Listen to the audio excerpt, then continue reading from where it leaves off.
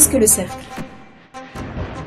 Le cercle Henri Boulat s'est constitué en 2015, à la suite d'une conférence du prêtre égyptien qui a exhorté le public à se rassembler et à agir. Le cercle est la réponse à son appel.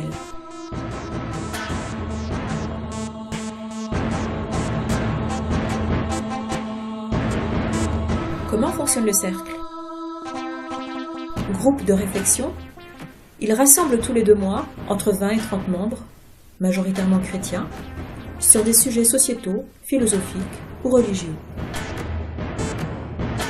Les sujets sont proposés par les membres. Quelques-uns rédigent des textes, soumis quelques jours avant la réunion à l'ensemble du groupe, afin de structurer l'exposé. Ces textes sont consultables grâce aux liens ci-dessous. En fin de séance, une collation fraternelle est l'occasion d'échanges plus informels, où chacun peut exprimer librement ses questions et ses réactions. Et le père Boulad? Il n'est pas consulté sur les sujets traités, ne participe pas aux réunions, en ignore la teneur, et ne peut donc en aucun cas être tenu pour responsable des propos énoncés.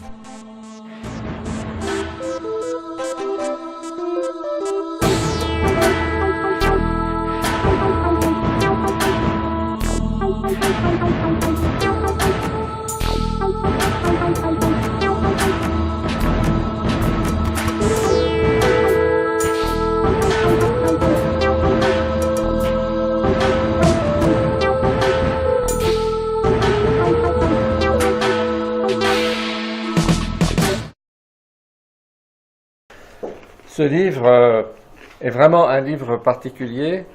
Je pense qu'on n'y comprend rien si on n'a pas demandé humblement à l'Esprit Saint de nous éclairer. Et d'une part, et d'autre part, si on n'a pas vraiment une petite culture biblique quand même, et historique. C'est pour ça qu'en préambule de rentrer dans le livre, je me suis intéressé au cadre général qui permet de s'en sortir. Parce que si on tient le bon bout au départ, on y arrive. Si on tient le mauvais bout au départ, on arrive dans un... C'est comme si dans les jeux des enfants, là, quand on doit faire passer des tunnels, là, des labyrinthes, et puis il n'y en a qu'un qui permet d'aboutir au bout, parce que tous les autres se terminent par des murs. C'est ça, prendre le bon bout au départ. C'est vraiment ce que je vais vous dire là ce soir doit être confirmé par la lecture du texte. Donc, comme c'est long, on va aller vite. C'est bien Jean, l'évangéliste, qui a écrit ce livre. Ça, c'est une opinion. Vous n'êtes pas obligé d'y être d'accord, mais ça fait partie des a priori de l'interprétation que je me suis donnée. Et ça s'appuie bien sûr sur la tradition de l'Église. Donc ce n'est pas personnel.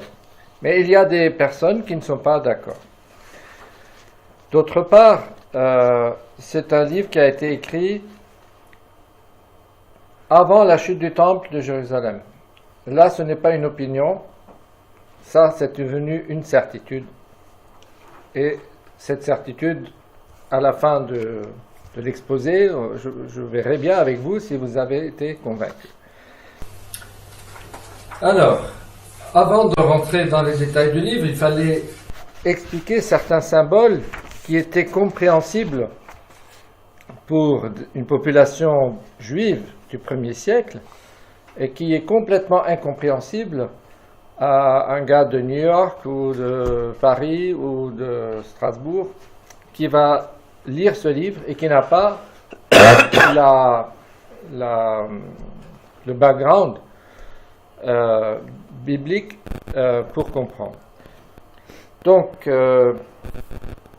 j'ai pris par exemple une formule littéraire qui revient souvent dans la Bible.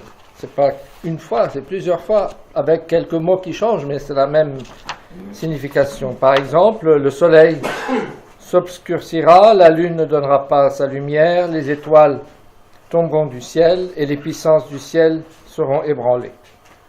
Quand on entend cette phrase, on tremble de peur en se disant mais voilà, c'est la fin du monde. C'est vraiment un phénomène cosmique terrible. Mais en fait, spirituellement parlant, oui, ça veut dire quand même quelque chose de très très important. Mais ce n'est que des paroles, des symboles pour signifier une réalité de l'ordre du spirituel. Donc cette formule, je vous ai donné 2 citations que l'on retrouve dans la Bible où cette formule est utilisée. Les 2 en question, c'est contre le roi de Babylone, une par Isaïe au chapitre 13 et l'autre Ézéchiel au chapitre 32. Ce que le prophète voulait dire au roi de Babylone, auquel il s'adresse par cette formule, c'est que your time is over, up, oui. C'est fini, le temps est fini pour vous. C'est ça qu'il voulait dire. Pourquoi il a utilisé cette formule avec le soleil, les étoiles et la lune et tout ça? Parce que les astres étaient utilisés par les populations de l'époque pour marquer le temps. Et donc, en utilisant cette formule poétique et symbolique, il était en train de dire, voilà, votre temps est terminé.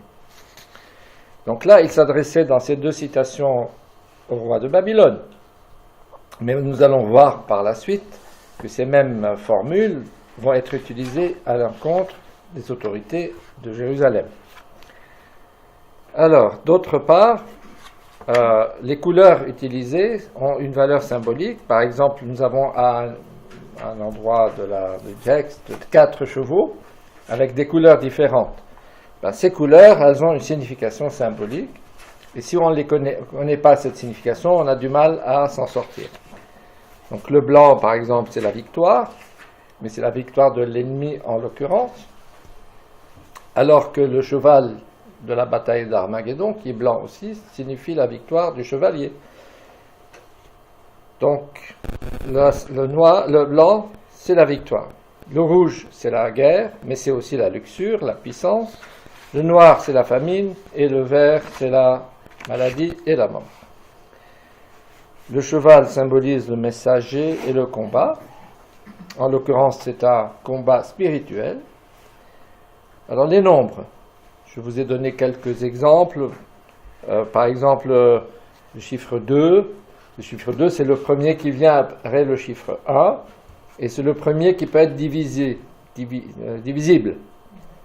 Donc, pour moi, c'est le premier qui s'écarte de l'unité et qui permet la division. Donc le 2, les 2 cornes de la bête, par exemple, c'est en rapport avec le diviseur.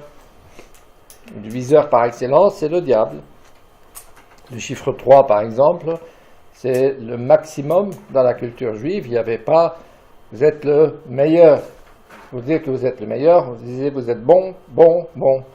Et pour Dieu, vous êtes saint, saint, saint. Donc répéter 3 fois, ça veut dire c'est le maximum. C'est ça.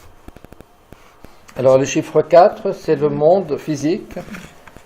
Par exemple, air, terre, feu et eau, mais il y en a d'autres. Alors le chiffre 6, ça va revenir un peu plus tard, dans le 666, c'est le chiffre de l'imperfection. C'est 7 moins 1. On y reviendra. Le chiffre 7, c'est très important. Il revient tout le temps chez Saint Jean, que ce soit dans l'Apocalypse ou dans les évangiles. C'est l'accomplissement de l'alliance. Donc c'est le chiffre de l'alliance. Le chiffre 10, pour les philosophes grecs, ça qualifiait c'était le plus parfait chiffre pour qualifier les connaissances humaines. Le chiffre 12, c'est celui de l'universalité. Le chiffre 1000, c'est la longue période ou la multitude. Et le chiffre 3,5, c'est souvent en rapport avec les tribulations. parfois il parle de 3,5 ans, parfois il parle de 42 mois, parfois il parle de 1260 jours, c'est la même période.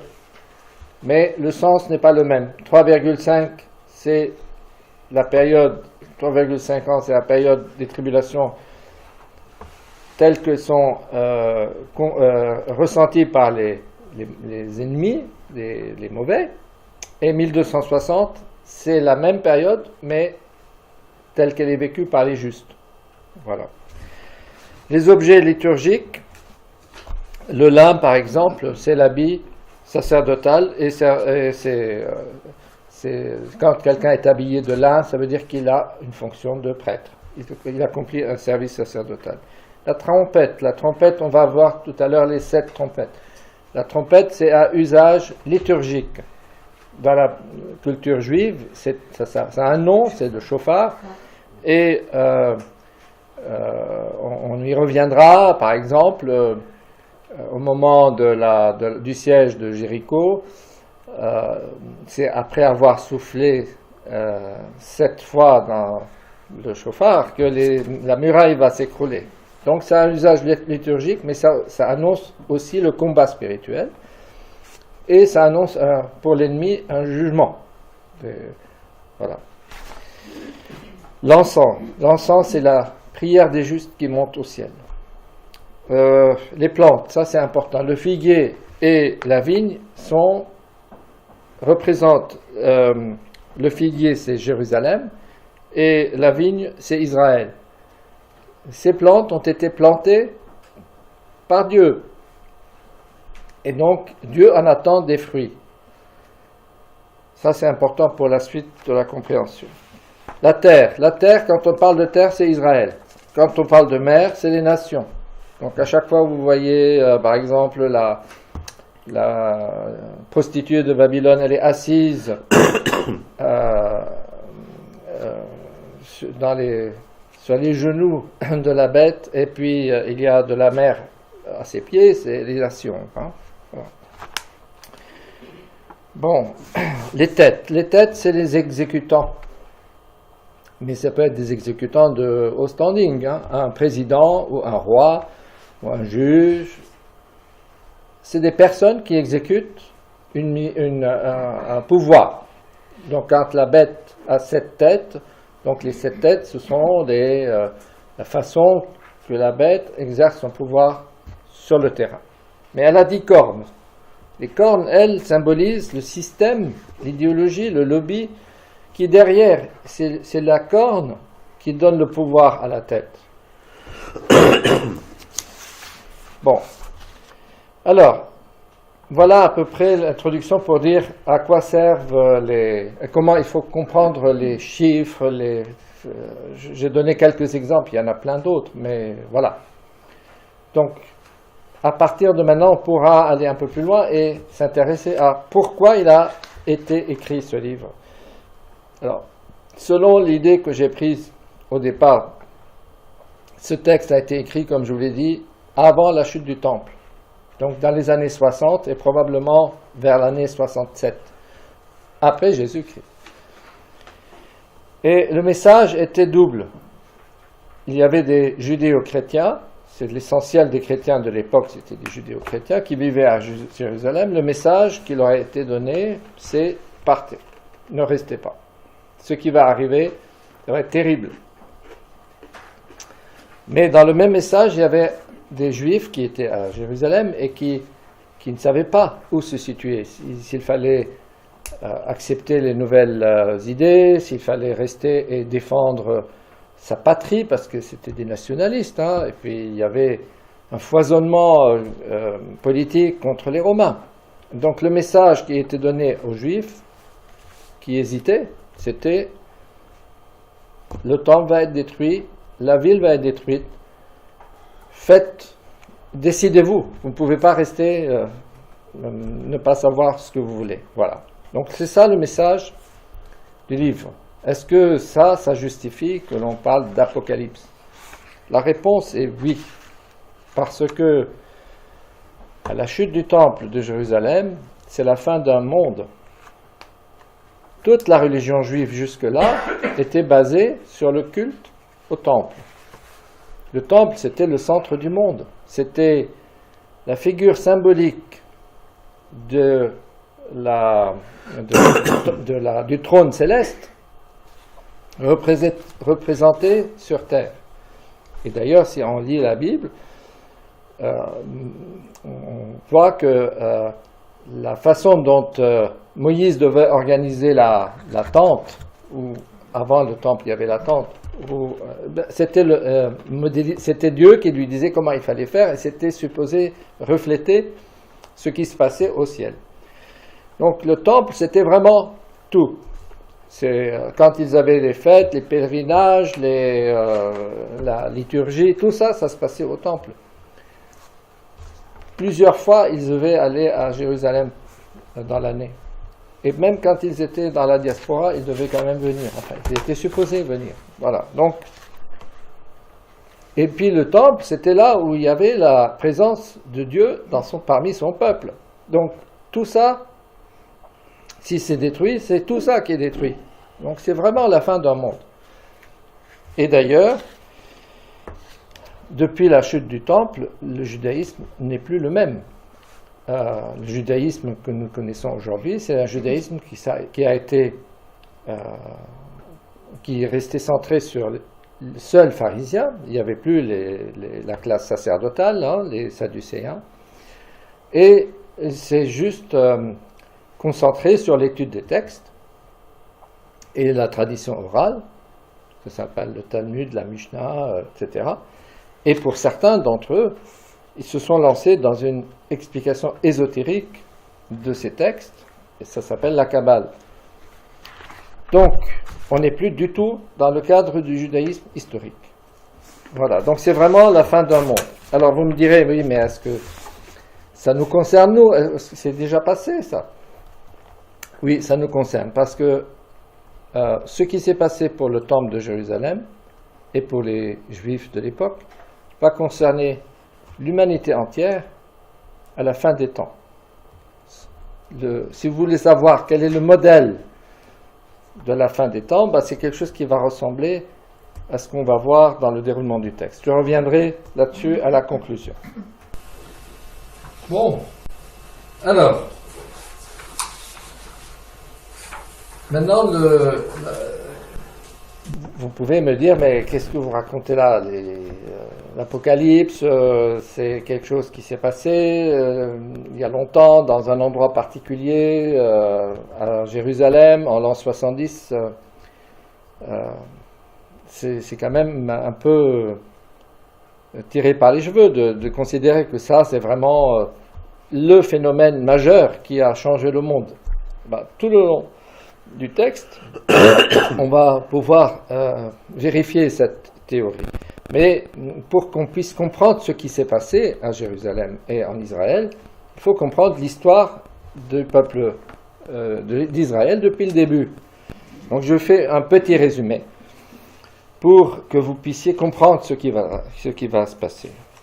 Donc l'histoire commence par Adam et Ève et leur non, quand ils ont dit non à Dieu, quand ils ont dit oui au serpent, ils sont morts spirituellement, et nous avec. Donc toute l'humanité, depuis, n'est plus en état, n'a pas l'Esprit Saint en elle-même. Voilà, elle a perdu l'Esprit Saint. Donc nous n'avons pas un péché que l'on verrait avec des rayons X. C'est pas ça, c'est quelque chose qu'on n'a pas. C'est ça le péché originel, c'est quelque chose qui manque à l'humanité et ça s'appelle la grâce de Dieu. Mais Dieu n'a pas dit son dernier mot avec cette histoire d'Adam et Ève. Il avait bien sûr prévu ce qui allait se passer. Donc tout ceci était dans son plan. Donc pour pouvoir sauver l'humanité, il a décidé d'instaurer une alliance provisoire avec un peuple qu'il va façonner comme un artiste qui fait une statue. et ça s'appelle Israël. Et cette alliance elle avait pour but de faire d'Israël le premier-né, le frère aîné, qui allait, par son modèle, attirer toutes les nations vers Dieu. Et l'histoire donc commence par Adam et Ève. Il y a Abraham qui, par sa foi, va obtenir une alliance. Dieu va faire avec lui une alliance, et cette alliance va être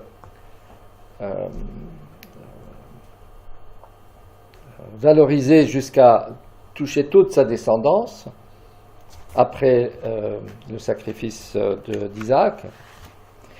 Ensuite, les descendants d'Abraham vont se retrouver en Égypte en esclavage, et c'est Moïse qui va leur permettre de sortir d'Égypte. Donc l'Égypte symbolise la terre d'esclavage, l'absence de liberté de culte vis-à-vis de Dieu. La vraie liberté, c'est celle-là. Et c'est ça l'esclavage. Donc Moïse va leur permettre d'accomplir un exode. Ça, c'est la première part. Et tout de suite après, dans les semaines après, il y aura cet épisode très important qui est celui du veau d'or.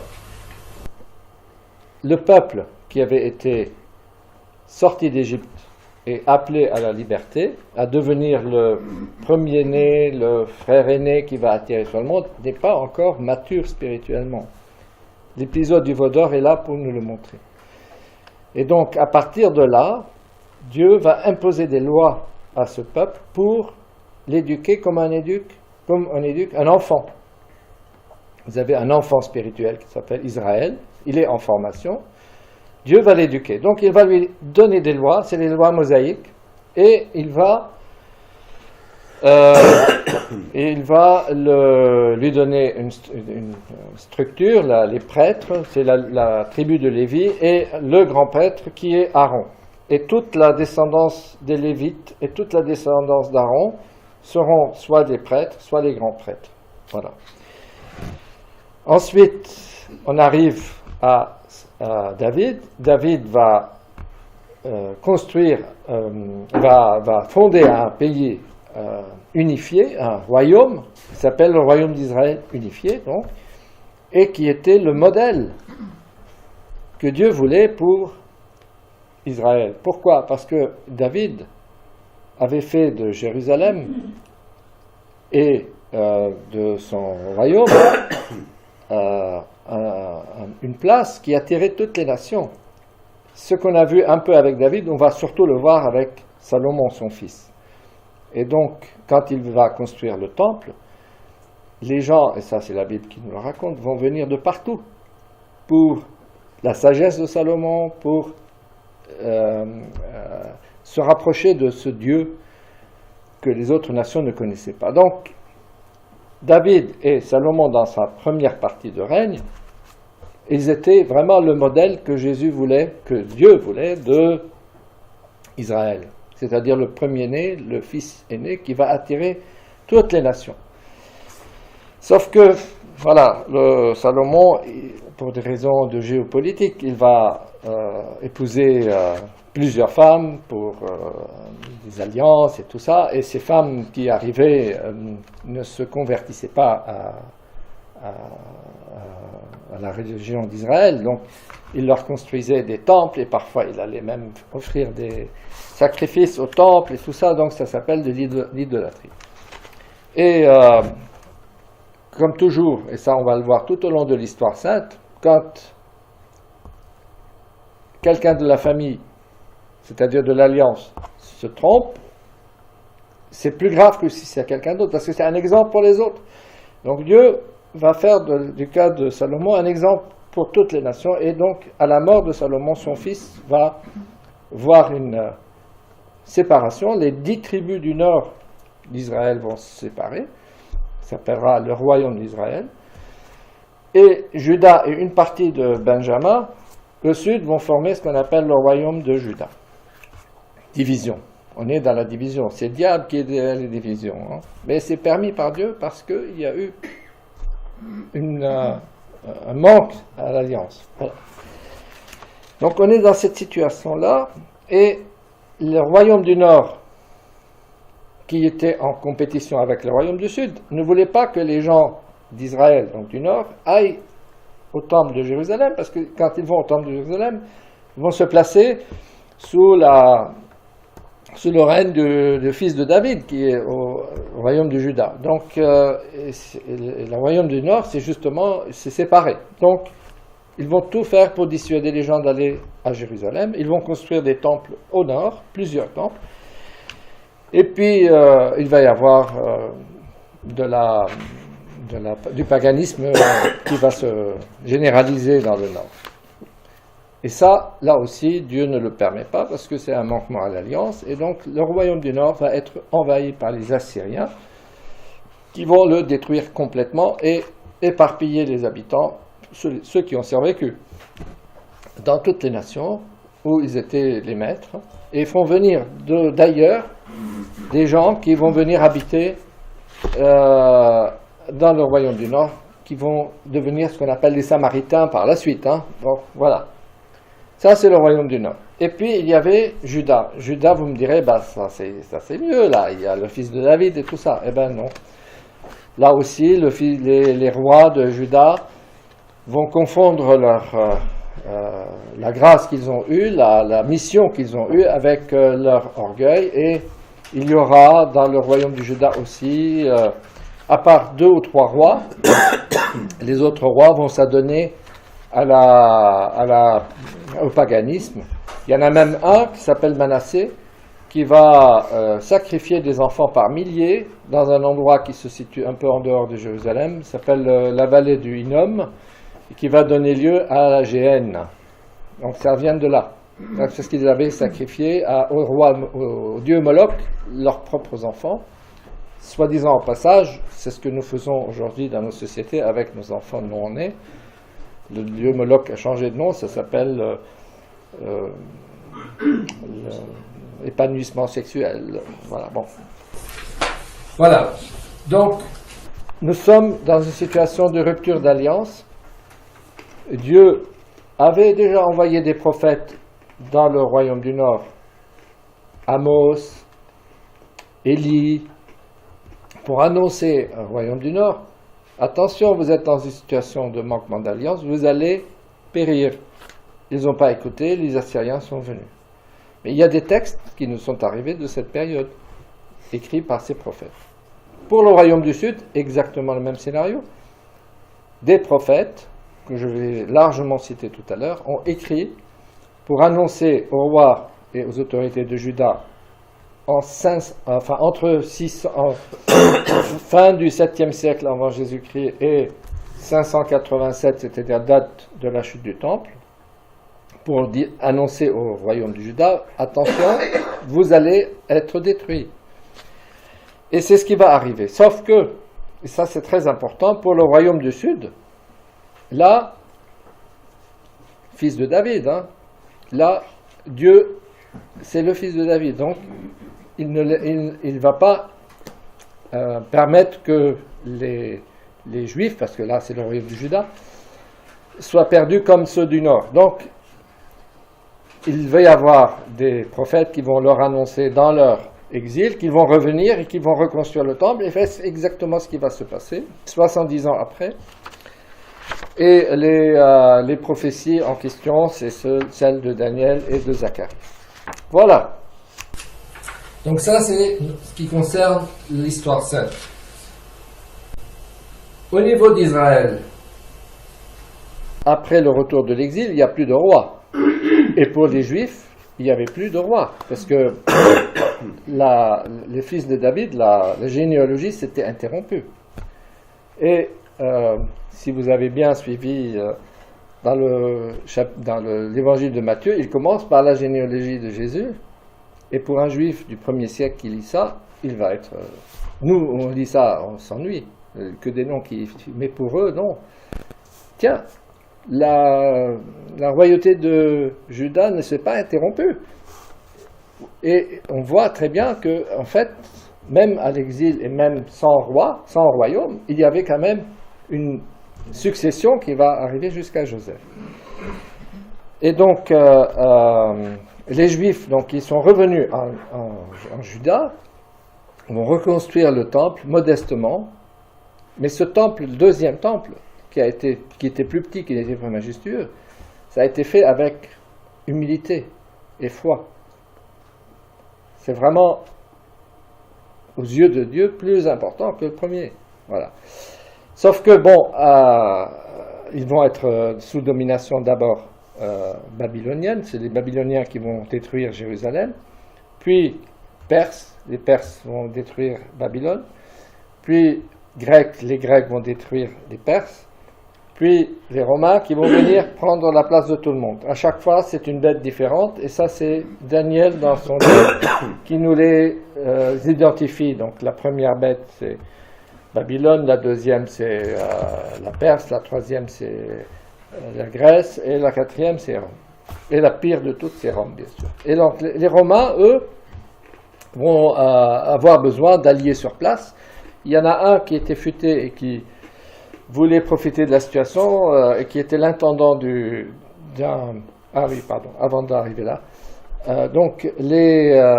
Avant d'arriver aux Romains, les Grecs, on va en voir un de leurs rois qui s'appelle Antonios Épiphane, qui va vouloir imposer aux Juifs de devenir grecs, entre guillemets, donc d'adopter la culture grecque, et de mettre des statues d'Apollon, de Zeus, je ne sais plus, dans le temple de Jérusalem, ce en quoi il va désacraliser le temple, et ça va aboutir à une révolte. Ça s'appelle la révolte des Hasmonéens. Les Hasmonéens, c'était des classes sacerdotales, c'était des prêtres. Judas Maccabée et ses frères vont se rebeller contre, et finalement ils vont arriver à se débarrasser de la domination grecque et avoir une certaine indépendance. Tout en étant indépendants, ils vont se laisser petit à petit envahir quand même par la culture grecque, qui était quand même une culture envahissante. Hein. Mais ils vont garder quand même le culte juif et ils vont reconsacrer le temple et puis il va y avoir de nouveau le culte au temple. Et là on arrive aux Romains qui, quand ils arrivent, le dernier roi hasmonéen, il avait un intendant qui s'appelle Hérode. Hérode, le roi hasmonéen n'était pas très puissant, il n'était pas très populaire et il y avait eu des dissensions dans la famille, hein. C'est pour ça qu'ils s'étaient affaiblis et tout ça, et ils avaient demandé, un des frères avait demandé l'appui des Romains, vous voyez comment ça arrive. Bref, les Romains Hérode va profiter de la situation d'intendant pour trahir son maître et s'approcher des Romains, et finalement, après les péripéties, Hérode sera déclaré roi de Juda par les Romains. Sauf que Hérode n'était pas juif. Hérode était édomite. Et sur la carte, Édom c'est au sud de Juda. Donc, Hérode c'était un type qui était sans foi ni loi. Et Hérode, tout ce qu'il voulait c'était d'être roi, de dominer le peuple et d'être bien avec les Romains parce que c'était eux la source de son pouvoir. Donc il était prêt à toutes les bassesses vis-à-vis des Romains et toutes les barbaries vis-à-vis de tous ceux qui pouvaient le menacer.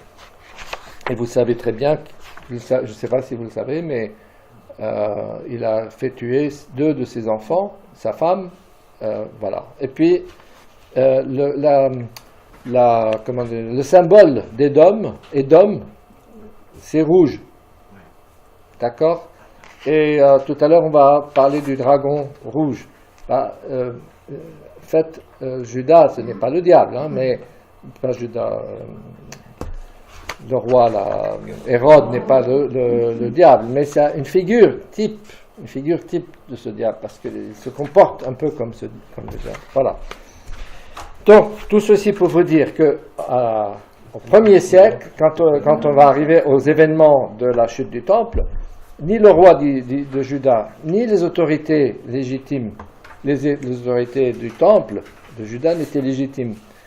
Pourquoi les autorités du temple n'étaient pas légitimes? Parce que, rappelez-vous, au départ, il y avait un roi, il y avait un Aaron qui devait être grand prêtre, et sa descendance devait être les grands prêtres. Mais avec les Romains, les choses vont changer. C'est Hérode qui va nommer les grands prêtres. Il va les choisir parmi ceux qui étaient les plus conciliants. Donc il n'y a plus cette transmission légitime des grands prêtres. D'autre part, au 1er siècle en Palestine, il y avait deux grands mouvements qui décidaient un peu dans la religion juive. Il y avait les Sadducéens qui étaient d'origine sacerdotale et qui étaient maîtres du temple. C'est eux qui faisaient les cultes, c'est eux qui sacrifiaient les animaux, c'est eux qui recevaient les dons. Donc ceux-là, toute leur richesse et tout leur pouvoir est lié au culte du temple. Et en plus, comme je viens de vous le dire, ils sont nommés par les autorités de Jérusalem et non plus, ils ne suivent plus la tradition légitime. Donc ces gens-là, tout ce qui peut menacer le temple, c'est une menace contre leur propre pouvoir et leur propre influence.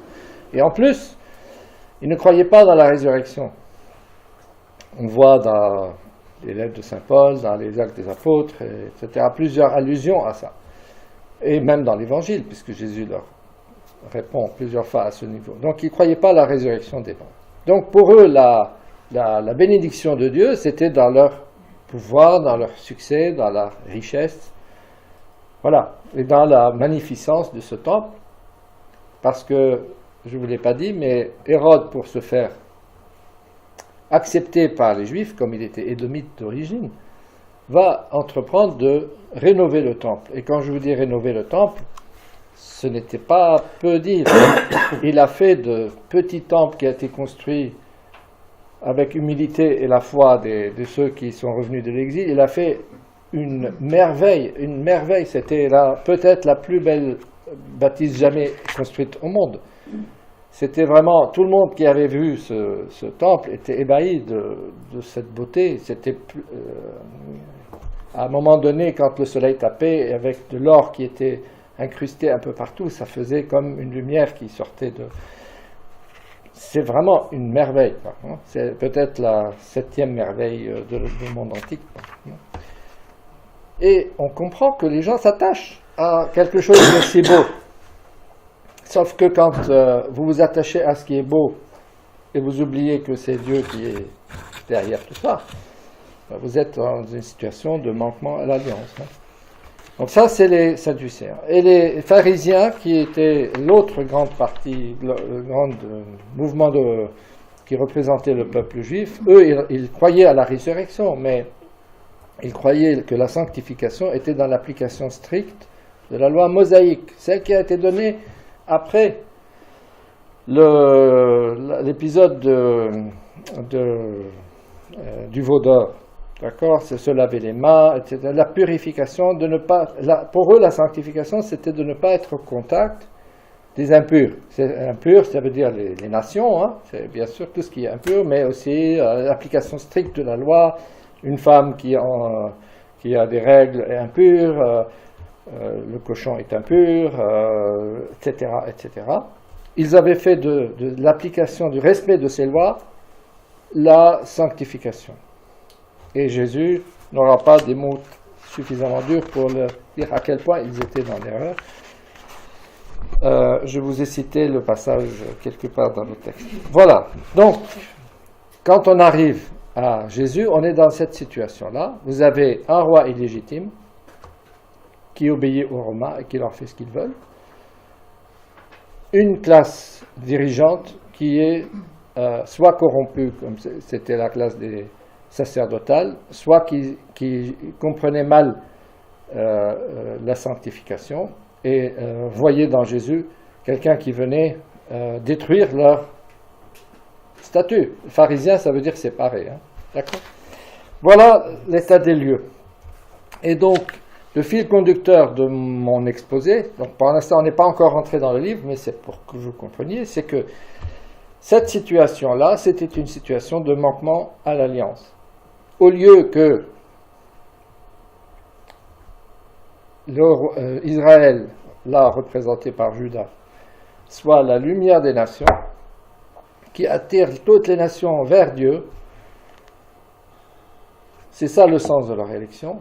Ils en ont fait quelque chose qui était dirigé vers eux. C'est eux qui sont beaux, c'est le temple qui est beau, c'est la séparation d'avec les impurs. Voilà, un mode orgueilleux d'interpréter leur élection. Ça, c'était vraiment quelque chose que Dieu ne pouvait pas accepter. Et donc, quand on dit Babylone la prostituée, pourquoi Babylone la prostituée ? Babylone, parce que c'était Babylone qui avait détruit le premier Jérusalem en 587 avant Jésus-Christ, donc c'était le symbole des ennemis de Dieu. La prostituée, pourquoi ? Parce que il y avait une relation d'alliance, il y avait une épouse qui a trahi son alliance, qui est devenue une prostituée. C'est pour ça qu'on parle de Babylone la prostituée, et donc vous l'avez bien compris maintenant, quand on parle de Babylone la prostituée, on parle de Jérusalem. C'est comme ça qu'il faut comprendre l'Apocalypse. Alors, le temple avait été construit sur un mode où il y avait le Saint des Saints au centre. C'est là où il y avait l'Arche de l'Alliance dans le premier temple de Salomon. L'Arche de l'Alliance avait été cachée par Jérémie avant la chute du premier temple en 587. Et on ne savait plus où il était. Donc c'était dans le Saint des Saints. Autour du Saint des Saints, il y avait le Saint, où on offrait le pain, il y avait les chandeliers à 7 branches, etc. Ensuite, il y avait la cour des prêtres, où on faisait des sacrifices. Ensuite, il y avait la cour des Juifs. Ensuite, il y avait la cour des femmes. Et ensuite, il y avait la cour des nations. La cour des nations, à l'origine, c'était ce mouvement centripète des nations vers le Saint des Saints. Or, c'est devenu petit à petit l'endroit où on faisait la vente des animaux pour le sacrifice et l'échange des monnaies. Donc, au lieu que ça soit un lieu d'attirance des nations vers Dieu, c'est devenu un endroit où on fait du commerce. Pardon ? La place du marché. La place du marché. C'est devenu la place du marché. Tout ça, c'est pour que vous compreniez pourquoi ça ne pouvait plus durer. Voilà. Ok. Donc, Jésus, je reviendrai là-dessus dans le déroulement. Voilà la situation. Nous sommes au 1er siècle. Il y a une situation illégitime en Juda. Il y a une rupture d'alliance. Et les choses ne pouvaient plus durer comme ça. Et ça va changer. Donc, on va rentrer dans le livre. Le premier chapitre, c'est une introduction où il nous est précisé que c'est Jésus qui donne cette révélation. Dans le reste de la Bible, vous avez des Saint Jean, Saint Luc, etc., qui décrivent la vie de Jésus. Saint Paul qui parle de Jésus. Mais là, dans l'introduction, il nous est dit que c'est Jésus lui-même qui donne cette révélation à Jean. C'est important. Et tout de suite, il nous annonce la couleur. Le dévoilement commence avec une phrase qui est dans le premier chapitre, en parlant de Jésus, qui a fait de nous un royaume et des prêtres. Donc, là, on comprend qu'il se passe quelque chose là. Jésus s'adresse à Jean dans l'intention de faire de Jean et des gens comme Jean un royaume. Le mot royaume, c'est David, et prêtre. Alors, qu'est-ce que faisaient les prêtres ? Les prêtres, c'était ceux qui faisaient les sacrifices. et qui fait intercéder pour le peuple. Donc je vous rappelle que dans le royaume, historiquement à Juda, le grand prêtre rentrait une fois par an au Saint des Saints, à la Yom Kippour, pour intercéder pour toutes les fautes du peuple. C'était la seule fois où il rentrait dans le Saint des Saints, une fois par an. Donc c'est ça être prêtre, c'est intercéder pour le peuple et faire des sacrifices. Donc c'est ça qui est demandé par la bouche de Jésus à Jean. Il annonce la couleur. Voilà. Il précise la proximité des événements qui vont arriver. Alors si, comme certains interprètent l'Apocalypse, on parle des années 80, écrivent à l'année 96, et ça annonce la fin du monde, je ne comprends pas comment Jésus puisse dire que c'est pour bientôt, quoi. Bon. Ensuite, c'est un dimanche parce que le texte parle du jour du Seigneur. Et Jean va être invité à assister à une célébration, sauf que c'est une célébration un dimanche, donc, qui se passe au ciel. Donc ce qu'il voit dans sa vision, c'est une liturgie qui se passe au ciel. Alors, l'être qu'il voit dans cette vision en premier chapitre ressemble à l'être décrit dans Daniel au chapitre 7. Alors je vous ai résumé un peu les caractéristiques de cet être vu par Daniel dans sa vision. Il lui fut donné domination, gloire et royauté. Tous les peuples, toutes les nations, tous les gens de toute langue le servirent. Une royauté qui ne sera pas détruite. Donc, il parle d'un fils d'homme qui est Jésus. Donc c'est Jésus qu'il voit et c'est Jésus qui lui parle. Voilà. Alors, un détail important, c'est que dans la vision de Daniel, il y a deux personnages dans le chapitre 7. Il y a l'ancien des jours et il y a le fils d'homme. Et le fils d'homme reçoit sa royauté de l'ancien des jours.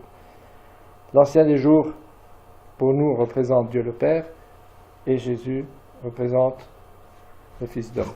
Mais dans la vision de Saint Jean, ces deux figures sont l'ancien des jours et le fils d'homme sont le même. Donc le message, c'est Jésus et Dieu. Voilà, ça commence par ça, premier chapitre. Et pour ceux qui n'ont pas encore compris, il dit à un moment donné, je suis l'alpha et l'oméga. Voilà. Bon. Ensuite, les chapitres 2 et 3 sont les chapitres qui s'appellent les lettres aux Saintes Églises. En fait, c'est des mises en garde. Avant de commencer son récit de ce qu'il va avoir et des événements qui vont se déclencher, Jean veut mettre en garde l'Église. Voilà les pièges qui t'attendent. Regarde Babylone, la prostituée. Elle n'était pas Babylone, la prostituée, elle était mon élue. Elle est devenue Babylone, la prostituée, parce qu'elle a manqué à l'alliance. Eh bien toi, l'Église, tu ne dois pas faire la même chose. Voilà les pièges. Donc, et voilà ce qu'ils sont les qualités que tu dois avoir. Donc, il s'agit de 7 églises, le chiffre 7 symbolise l'accomplissement de l'alliance. Donc, ça veut dire toute l'église. Hein, c'est l'église. Donc, les qualités requises sont la persévérance, la fidélité, la foi, l'humilité, la pauvreté, l'amour, l'engagement, la vigilance, la pureté des actions et le don de sa vie. Voilà ce que, à travers les lettres de cette église, Jésus donne comme message à sa bien-aimée en lui disant, attention, hein, voilà tes qualités, tu dois veiller là-dessus. Et les pièges à éviter, pactiser avec les faux apôtres, avec les faux juifs, avec les satanistes, les idolâtres, les libertins, les menteurs. Jésus sait que dans l'Église, il y aura des menteurs et tout ce que vous voulez. Mais ce qu'il n'admet pas, c'est que dans le cadre de l'Alliance, on puisse pactiser avec ça, on puisse faire ami-ami avec ça. Il ne s'agit pas de chaque individu comme nous. Bien sûr, le message s'adresse à lui, mais le message c'est, vous pouvez, si vous faites des fautes, c'est grave, mais surtout, je vous demande de ne pas banaliser le péché. Ça, c'est le piège le plus important, à mon sens. C'est comme ça que moi j'ai compris. Bon, ensuite, une fois que cette mise en garde est faite vis-à-vis de cette église, on va passer à la vision proprement dite, c'est-à-dire, première partie de la vision, c'est une liturgie au ciel qui rend gloire à Dieu à travers son œuvre de création. Et la phrase que j'ai choisie, « Tu es digne, Seigneur notre Dieu, de recevoir la gloire, l'honneur et la puissance. C'est toi qui créas l'univers. » Donc c'est une louange au Dieu créateur. Tous les détails sont empruntés à la liturgie qui se déroulait au temple de Jérusalem, qui était, je vous le rappelle, symbolisé ce qui est le modèle sur terre de ce qui se passait au ciel. Et là, on voit que c'est vraiment ça. Et qui sont présents, il y a 24 anciens, il y a les chérubins, les 4 vivants, donc il y a les anges et des prêtres. Et 24 parce que ce que David avait instauré au temple, 24 classes sacerdotales pour que le service au temple soit permanent. Ensuite, au chapitre 5, toujours dans la liturgie céleste, cette fois-ci, les présents vont louer Dieu parce qu'il a racheté pour son œuvre de rédemption. Et c'est là où on commence à rentrer dans le vif du sujet. Parce que, je vous ai dit tout à l'heure, l'Apocalypse, c'est la fin du judaïsme historique. Mais pas uniquement.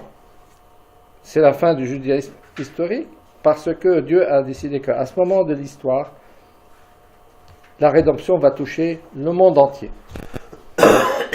Donc ce livre nous raconte aussi la rédemption du monde entier. Donc il y a 2 événements majeurs dans l'Apocalypse. D'une part, la chute du temple et du judaïsme historique. D'autre part, la rédemption de l'humanité tout entière. Donc, on voit au ciel, dans une liturgie qui rend hommage à Dieu pour son œuvre de rédemption, on voit un agneau égorgé et pourtant debout. Pourquoi il a choisi cette figure? Pourquoi il n'a pas dit, par exemple, le lion de Juda? Parce que Jésus, c'est aussi le lion de Juda. Pourquoi un agneau? Parce que la rédemption passe par le sacrifice. Et Jésus, pour l'éternité, au ciel, aujourd'hui, il ne souffre pas, il n'est pas égorgé, mais c'est toujours cet agneau sacrifié. C'est comme ça que Jean le voit au ciel, et il le voit au ciel en dehors du temps. Donc aujourd'hui et jusqu'à la fin du monde, dans l'éternité, Jésus restera.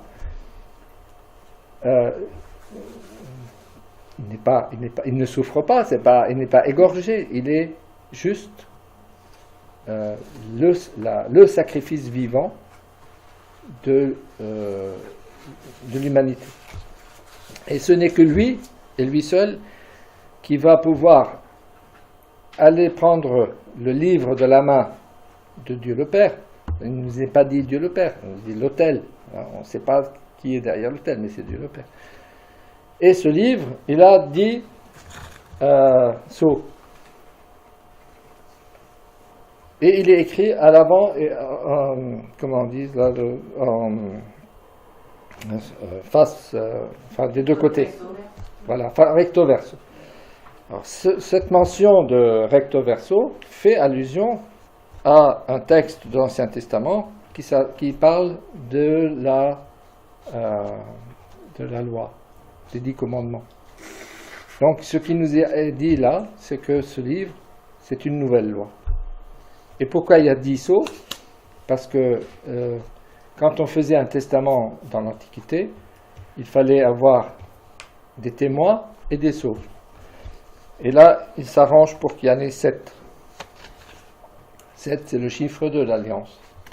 Donc il s'agit d'un testament. Donc c'est une nouvelle loi et c'est un nouveau testament. qui est. Donc la rédemption passe par l'ouverture de ces 7 sceaux, et l'ouverture de ces sceaux va permettre d'ouvrir le livre.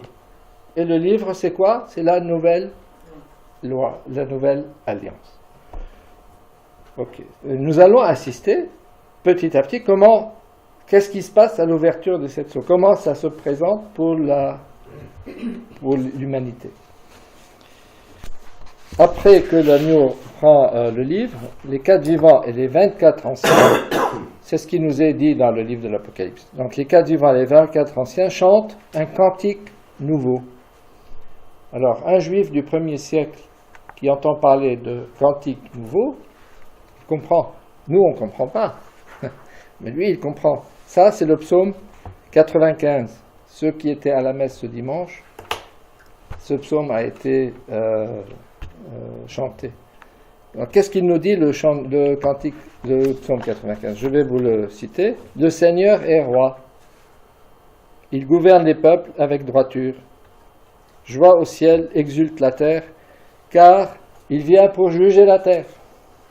Il jugera le monde avec justice et les peuples selon sa vérité. Donc, quand Jean entend les 4 vivants et les 24 anciens au ciel proclamer un cantique nouveau, il comprend qu'il s'agit d'un roi qui va venir juger la terre avec justice. C'est ça qu'il comprend. Et les Juifs qui l'écoutent, au 1er siècle, ils connaissent ce psaume, ils ont compris, eux. Nous, on ne comprend pas, mais eux, ils ont compris. Donc, il s'agit de l'annonce du retour du roi. Voilà. Alors, donc ce cantique nouveau résume le projet de Dieu. Grâce à Jésus, mais ça, on ne le sait pas encore. Comme ça, on parle de roi qui va venir pour donner le salut aux extrémités de la terre. C'est ça le projet de Dieu qui nous est annoncé par cette vision de Jean. Voilà. Tous ceux qui ne sont pas d'accord avec Dieu, qui ne veulent pas du retour du roi, qui va réunifier Israël, le royaume de David, tous ceux qui s'opposent à ce projet sont en manque d'alliance. Les autorités juives à Jérusalem au 1er siècle faisaient partie de ces gens-là, pour des raisons que je vous ai citées tout à l'heure. Soit parce qu'ils s'attachaient au temple, soit parce qu'ils s'attachaient à leur justification et à leur sainteté par l'application de la loi. Ce n'est pas du tout le modèle qu'ils avaient compris. Alors, après, on va assister à l'ouverture des sceaux. Donc, voilà, l'agneau va prendre le livre, il va enlever les sceaux l'un après les autres. Les 4 premiers sceaux qui vont s'ouvrir vont donner lieu à 4 chevaux. Beaucoup de littérature sur ces 4 chevaux, etc. Je vous ai dit tout à l'heure en introduction la signification des couleurs.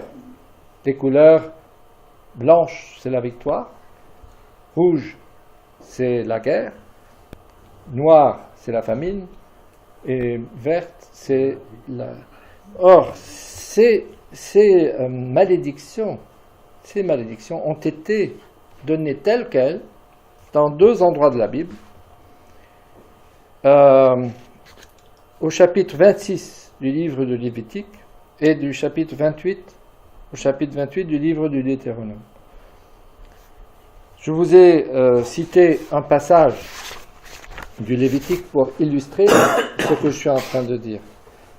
Donc, Dieu s'adresse au peuple d'Israël. C'est par la bouche de Moïse. Rompant ainsi mon alliance, moi aussi, j'agirai de même envers vous. Donc il s'agit d'une malédiction qui répond à une rupture d'alliance. Vous serez battus par vos ennemis. Ça, c'est la couleur blanche. Et si en dépit de cela, vous ne vous corrigez pas devant moi, je ferai venir sur vous l'épée. Ça, c'est la guerre. Vous vous rassemblerez alors dans vos villes, mais j'enverrai la peste. Ça, c'est la maladie. Et quand je vous priverai de pain, ça, c'est la famine. Ça, c'est la lecture du Lévitique 26 qui nous éclaire là-dessus. Et si vous lisez Deutéronome chapitre 28, c'est la même séquence, avec d'autres mots. Mais c'est pareil, c'est un endroit de l'histoire du peuple juif, d'Israël, où Moïse leur dit, vous devez être fidèles à l'alliance, et si vous manquez à l'alliance, voilà ce qui va vous attendre. Donc c'était prophétiquement annoncé. Eh bien, ces 4 couleurs sont en train de nous dire à nous qui lisons l'Apocalypse que les 4 chevaux sont porteurs des 4 malédictions qui touchent ceux qui rompent l'alliance de Dieu, en référence avec ces 2 textes. Vous pourriez me dire, oui, mais pourquoi il a utilisé les chevaux? Il aurait pu utiliser 4 aigles de couleurs différentes, ou, voilà. Eh ben, il y a un autre passage de l'Ancien Testament où il est question de 4 comment dirais-je, attelages de chevaux avec des couleurs différentes. Et ça, c'est extrait de Zacharie, chapitre 6. Je vous rappelle que Zacharie écrivait, c'est ce que j'ai fait en introduction tout à l'heure, à ceux qui étaient revenus de l'exil, ou en train de revenir de l'exil, pour leur annoncer prophétiquement qu'ils allaient reconstruire le temple.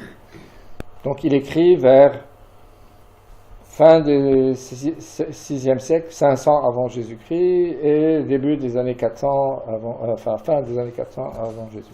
Donc il annonce aux gens qui étaient exilés, qui reviennent en Juda, la reconstruction du temple et que Dieu va les soutenir dans cette reconstruction. Et voilà que ce Zacharie-là, dans cette prophétie-là qu'il annonce, il parle de 4 attelages de chevaux. Et à un moment donné, il parle il dit, et le 4e char, non, alors le Seigneur leur ordonna, en parlant des 4 attelages de chevaux, allez parcourir la terre. Et ils parcoururent la terre. Il m'appela et me dit, vois ceux qui s'élancent vers la terre du nord.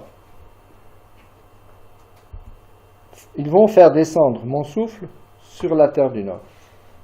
Voilà ce qu'annoncent les chevaux.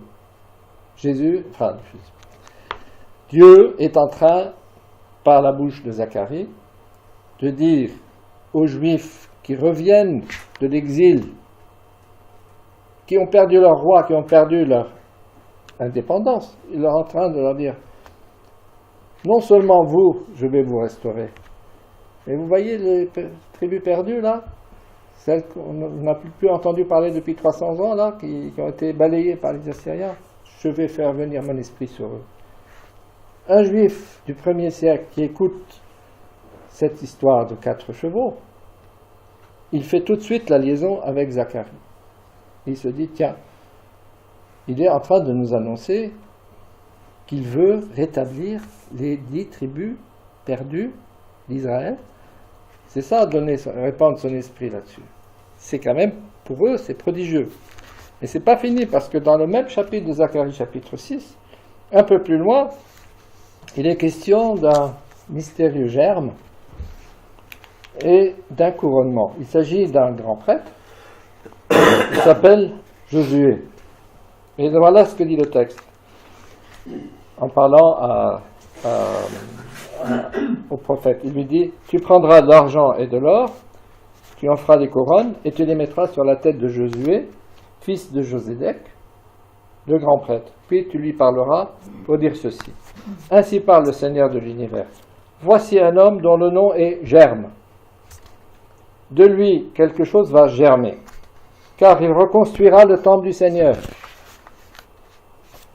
Premier temple qui avait été détruit.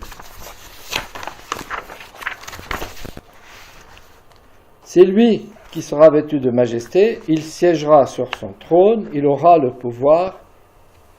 Tout ça, c'est annoncé par Zacharie au chapitre 6. Et en parlant d'un grand prêtre, il s'appelle Josué, fils de Josédek. Josué, c'est Jésus. Hein? Oui. Yeshua. C'est Jésus. Et Josédek, j'ai fait une recherche sur Josédek, je n'ai pas trouvé grand-chose. Mais Josédek, c'est deux mots. C'est Jo, Sédek. Jo, c'est le début de Joseph. Sédek, c'est juste. Par exemple, Melchisédek, Sédek, c'est le roi juste. Donc, Jo, Sédek, c'est une interprétation personnelle. Pour moi, c'est Joseph, le juste. Tout ça, c'est prophétique. D'accord. Dans l'histoire, on n'a jamais vu le grand prêtre Josué devenir couronné, etc. Donc, ce que Zacharie annonçait aux exilés qui retournaient en Israël, c'était pas quelque chose qui les concernait directement, c'était prophétique de ce qui allait arriver. Donc, voyez les 4 chevaux en question, c'est tout ça. Il est en train de leur dire, donc Jean, en écrivant l'Apocalypse, et s'adressant à qui? À des Juifs qui sont devenus chrétiens, il leur dit, voilà ce que Dieu vous annonce, restauration du temple, retour du grand roi, et des malédictions pour ceux qui sont en rupture d'alliance. C'est ça le message. C'est ça les 4 chevaux. Il ne faut pas y voir Hollywood. Bon. Si vous n'êtes pas convaincu, le mot germe, pour un juif du 1er siècle, et pour ceux d'aujourd'hui qui connaissent les Écritures, ça fait aussi allusion à un passage de Jérémie. Je vous lis le passage. C'est chapitre 23. Voici venir des jours, oracle du Seigneur, où je susciterai pour David un germe juste. Il régnera en vrai roi. Il agira avec intelligence. Il exercera dans le pays le droit et la justice. En ces jours-là, Juda sera sauvé et Israël habitera en sécurité.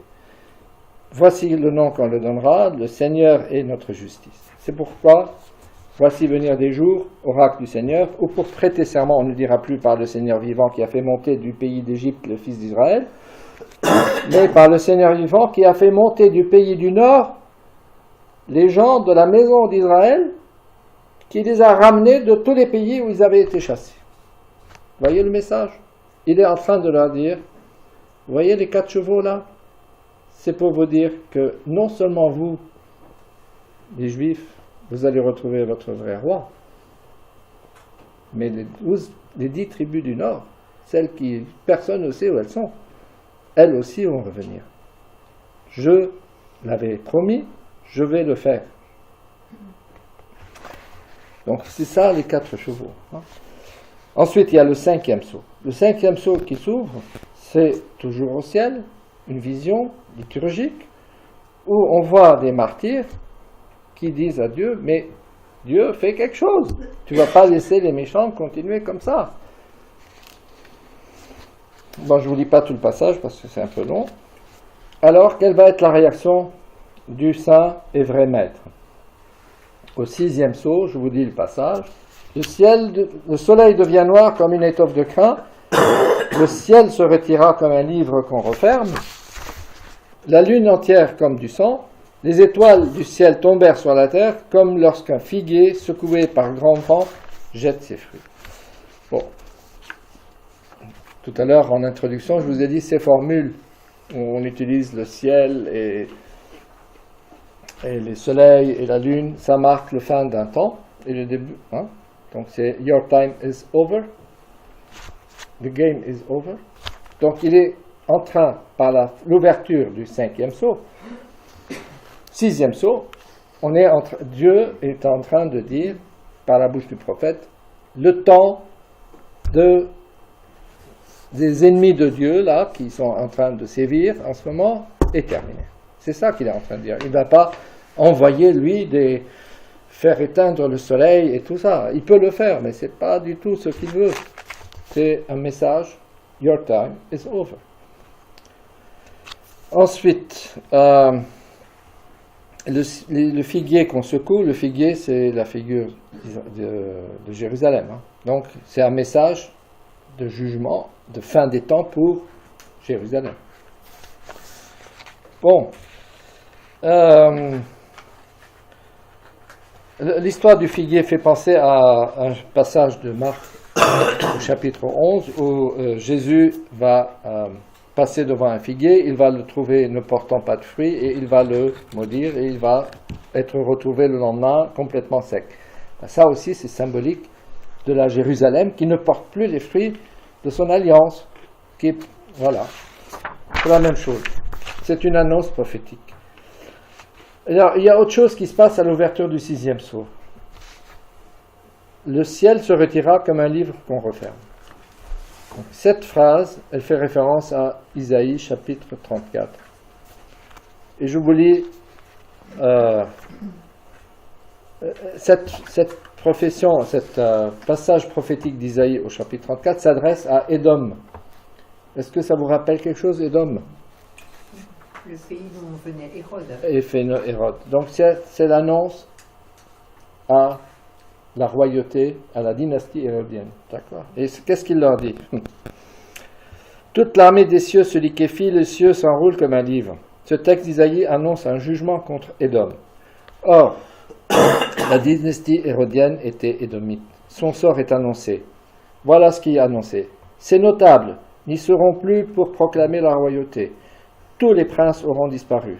Édom devient le lieu où le serpent nichera et pondra. Le serpent, c'est le diable, hein, où il fera éclore et protégera de son ombre. Et de fait, Hérode est la figure type du dragon rouge, c'est ce que je vous ai dit tout à l'heure, et le serpent. Donc Édom est aussi, dans cette prophétie, le lieu où rassembleront les vautours. Et vous connaissez un peu plus loin dans l'Apocalypse, tous les oiseaux du ciel se rassasièrent de leur chair. Donc, c'est une annonce de la fin de la dynastie d'Hérode. Donc, à l'ouverture du 6e sceau, il y a deux événements qui sont annoncés. Les étoiles qui sont jetées, le ciel qui perd sa lumière, la lune qui devient rouge. Ça, c'est l'annonce de la fin du temple à Jérusalem. Et le ciel qui se retire comme un livre qu'on referme, ça c'est l'annonce de la fin de la dynastie hérodienne. Et je vais m'arrêter là pour aujourd'hui, parce que l'ouverture du 7e sceau, ça va être vraiment le début des choses intéressantes. Ce sera pour la prochaine fois. Viens l'esprit de sainteté, viens l'esprit de lumière, viens l'esprit de feu, viens nous embraser. Alors, rassurez-vous, hein, c'est pas moi. Je me suis, comme toujours, oui, je me suis aidé par des gens qui sont vraiment des gens extraordinaires et qui ont fait ce travail de synthèse. J'ai des petits trucs personnels, mais noyés dans la masse. Voilà. Mais c'est quand même, je n'ai fait que recoller les morceaux qui ont été assemblés. Hein. Voilà. Donc si on avait été maintenant des Juifs du 1er siècle, on n'aurait pas eu besoin de cette conférence, on l'aurait tout compris tout de suite. Ah, j'en suis persuadé. J'en suis absolument persuadé. Et je pense que les gens aujourd'hui ne comprennent rien à l'Apocalypse parce qu'ils ne connaissent plus la Bible. Ils ne savent plus. Les chrétiens du 1er siècle, donc, ils ont connu les différents évangiles. Ils attendaient ce texte Alors, avec impatience ou c'était... les chrétiens n'attendaient rien. Par contre, il y avait des gens travaillés par l'Esprit Saint. Ça s'appelle les apôtres. Et qui ont chacun à sa façon raconté les événements sous un angle particulier pour édifier les gens qui les écoutaient. Et Jean, il a écrit donc son évangile et il a écrit ce texte. Et dans son évangile, c'est le seul qui ne parle pas de l'Apocalypse. Parce que les trois autres, en Matthieu 23, en Luc 19, ou 21, je ne sais plus, Jésus, à un moment donné, il est devant le temple et ses disciples lui disent « Qu'est-ce que c'est beau ?» Il leur dit « Vous voyez tout ça ? Il n'en restera rien sur rien. » Et il se lance dans un discours qu'on appelle apocalyptique, qui est interprété par nos contemporains comme la fin du monde. Pas du tout. il parle de la fin du temple. Mais avec des mots qui sont repris par Jean, parce que Jean, lui, il consacre tout son livre, l'Apocalypse, pour décrire ce que Jésus leur dit au moment du temple.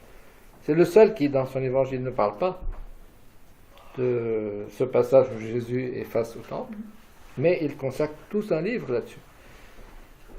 Et il ne peut pas ne pas en parler, parce qu'il est à Jérusalem, où il va, enfin, il est à Patmos au moment du... Mais il voit ce qui va se passer, et il veut dire aux gens sur place, ne restez pas, ça va être la fin de Jérusalem et du temple, partez. Une petite précision, 5-6 ans avant la mort de Jésus, les animaux pour le sacrifice étaient vendus sur le mont des Oliviers. Et les Sadducéens ont demandé à ce que ça se fasse dans le temple. Ah, ça c'est une information que je n'avais pas. Ça, c'est Flavius Joseph, je crois, qui explique ça. D'accord. Et donc, ce qui se passe, c'est que moi, lorsque j'ai appris ça par différents livres d'histoire, c'est que lorsque Jésus se fait arrêter au mont des Oliviers, c'est très symbolique par rapport à l'incarnation de la victime, puisque quelques années avant, les victimes se trouvaient, animales bien sûr, hein, se trouvaient là-bas. Alors, si j'ai bien compris, le sacrifice ne se faisait pas dehors, ne se faisait pas sur le parvis, là. Le sacrifice se faisait juste devant le saint, à l'intérieur du temple. Oui, oui. Par contre, dehors, là, c'était la vente, c'est là où on vendait. Et je pense que c'est pour ça que Jésus, c'était nouveau, depuis quelques années, à chasser les marchands du temple, vous voyez. Alors, non, mais c'est une interprétation qui n'est pas fausse, sauf que pour moi, quand il chasse les marchands du temple, il est en train de dire aux autorités du temple, voyez ce temple, son rôle est terminé. Oui, oui. Et un peu plus loin dans le texte, ça nous le verrons la semaine prochaine, je reviendrai là-dessus. D'accord. Parce que le texte en parle. À un moment donné, ça c'est dans le chapitre, c'est dans le chapitre 13 ou 14, un ange va demander à Jean de mesurer le temple, mais pas le parvis. Donc quand on arrivera là-dessus, je reviendrai sur ça. D'accord. D'après toi, donc l'Apocalypse ne parle absolument pas de la fin du monde. Si, parce que j'ai fait une petite allusion tout à l'heure. L'Apocalypse. Mais pour pouvoir donner cette information, il faut qu'on aille un peu plus loin sur qui sont les bêtes à sept têtes et 10 cornes. Et donc, parce que pour parler de la fin du monde, il faut que j'ai déjà expliqué ce que sont ces bêtes. D'accord, on va passer. Et donc, mais le texte annonce aussi, décrit aussi ce qui va se passer à la fin du monde. C'est-à-dire, pour résumer, il y aura un pouvoir orgueilleux qui combat le projet de Dieu. On peut l'appeler Antichrist si vous voulez. Et ce pouvoir travaille pour un agenda qui est le sien et qui est contraire à celui de Dieu et qui va à l'encontre des... c'est un peu comme... Le problème avec Juda et Israël, c'est que c'était le peuple choisi, c'était lui qui devait ramener les autres. Et donc, quand on arrive à un moment donné de l'histoire où les gens qui sont supposés être ceux qui vont ramener les autres vers Dieu les conduisent ailleurs, il y aura un couperet qui va tomber. Donc c'est à peu près le schéma qui nous attend à la fin du temps. Voilà. Il y a aussi des passages de l'Apocalypse qu'on peut lire à la lecture des événements d'aujourd'hui. Oui, nous ne sommes pas, comment dirais-je, si mon interprétation est bonne, nous sommes aujourd'hui dans les 1000 ans. là où je me hasarde un peu plus que je ne devrais, c'est que je pense qu'on est à la fin des 1000 ans, peut-être dans cette période qui s'appelle les peu de temps où les forces diaboliques vont être libérées. Mais ça, on verra ça dans la suite du récit. Et donc, j'aurai une petite réponse à donner à ce moment-là. Et finalement, comment peut-on expliquer que les Juifs, après la destruction du temple, etc., ont continué d'exister? Alors ça, c'est assez simple, parce que avant la destruction du temple, le judaïsme, donc ce qui se passait dans le royaume de Juda, les autres tribus n'existant pas, avait deux centres.